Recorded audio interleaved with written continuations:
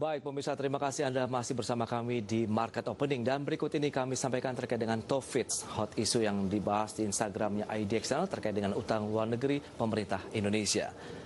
Ya, seperti kita ketahui bersama, Bank Indonesia mencatat hutang luar negeri Indonesia pada akhir April 2020 tercatat 400 miliar dolar Amerika. Dan angka ini dinilai Bank Indonesia masih terkendali dengan struktur yang sehat. Langsung beberapa komentar dari netizen yang mencermati permasalahan ini, diantaranya dari Erwin Yokoi yang menyebutkan seram melihat angkanya.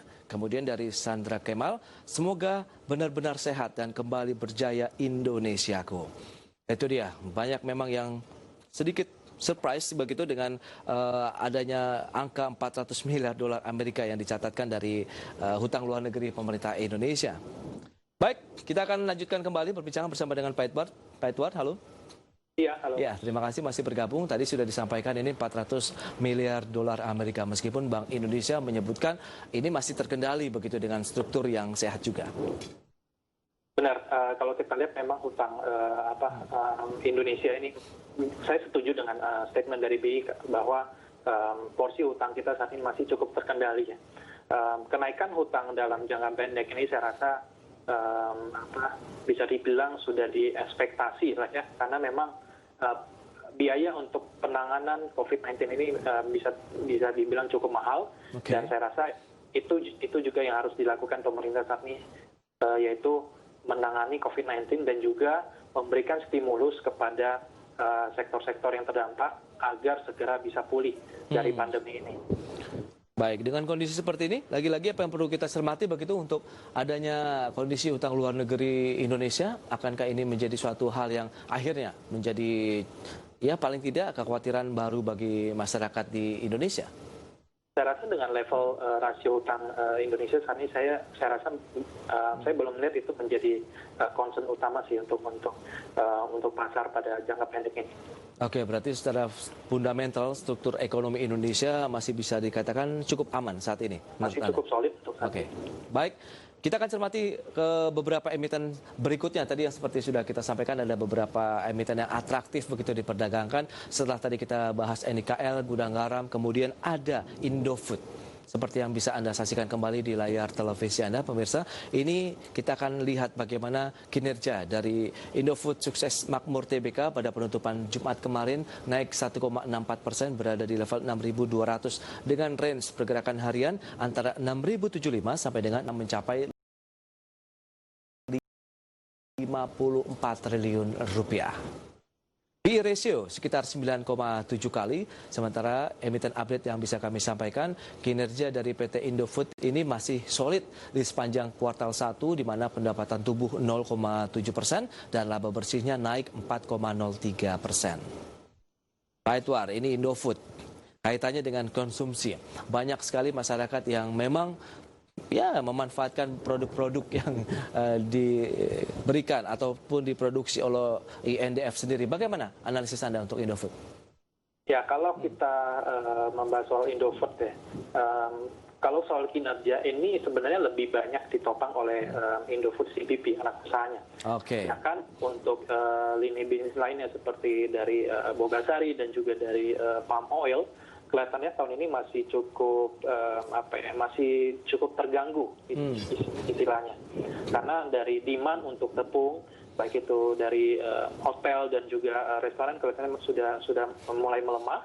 Dan juga palm oil tahun ini kita expect harganya mungkin bisa turun di second half.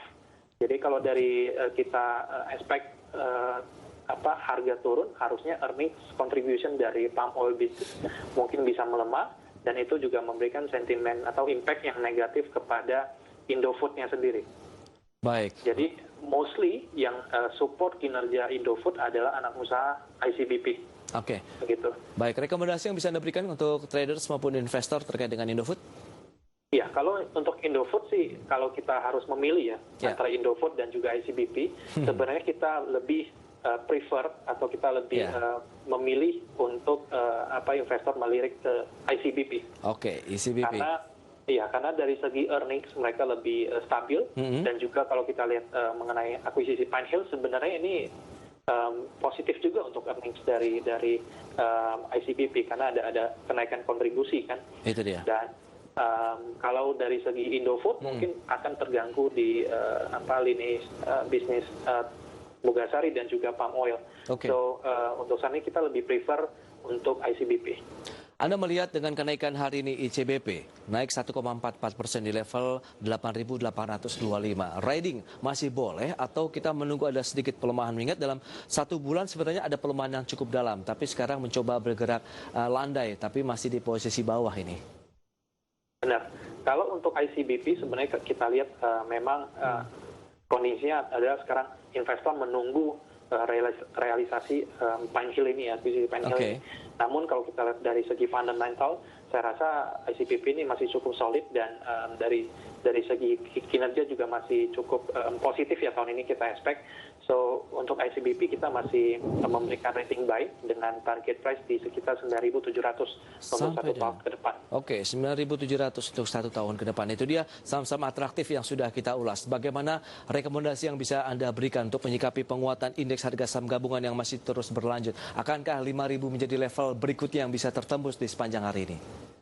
Ya itu untuk jangka pendeknya itu psychological level lah ya. Harusnya kalau memang sentimen positifnya itu terus berlanjut, mungkin minggu ini kita bisa melihat lagi angka 5.000 tersebut. Wow, minggu ini ya. Oke, bagaimana dengan saham-saham yang bisa Anda rekomendasikan? Adakah sektor lain yang layak dicermati begitu dengan adanya pelonggaran PSBB, di mana juga kemarin mal-mal sudah dibuka kembali? Akankah masih ada emiten-emiten begitu yang bisa dilirik untuk dijadikan bagian dari portofolio mereka? Benar, untuk jangka pendek ini mungkin saya menyarankan investor untuk lebih memilih saham-saham big caps ya, terutama untuk sektor perbankan. Karena perbankan ini kalau kita lihat secara valuasi ini sudah cukup murah dan bisa dibilang lebih resilient dalam jangka panjang ya. Nah, tentunya lebih resilient dalam arti earnings mungkin akan recover lebih cepat ketimbang sektor lain. Jadi untuk apa saja di dalamnya kalau bicara mengenai sektor perbankan yang Anda jagokan? Yang pasti saham perbankan atau emiten perbankan yang paling sehat adalah Bank BCA. Namun kalau dari segi harga mungkin lebih premium ya. Betul. Dari segi valuasi lebih premium ketimbang bank lain. Tapi naiknya kenceng loh hari ini 4,45%. Benar. Wow. Itulah yang saya katakan tadi. Jadi emiten bank ini bisa menjadi proksi untuk kenaikan IHSG. Betul. Selain BPCA? Selain BCA, saya lebih prefer untuk kita memilih bank BUMN besar dan mungkin pilihan utama ada di Bank Mandiri. Karena kalau kita lihat memang Bank Mandiri ini lebih fokus ke kredit korporasi.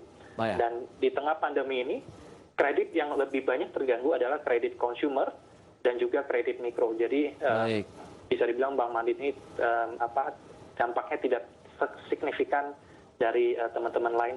Yes, Bank BCA, Bank Mandiri sama-sama naik 4%, itu dia rekomendasinya. Paling tidak ini untuk investasi menengah panjang tentunya ya, Pak Edward ya? Benar. Baik, Pak Edward, saya sekali waktu terbatas ini. Terima kasih banyak atas waktunya, analisisnya, dan sukses untuk Anda, Pak Edward. Terima kasih, Mas Pras.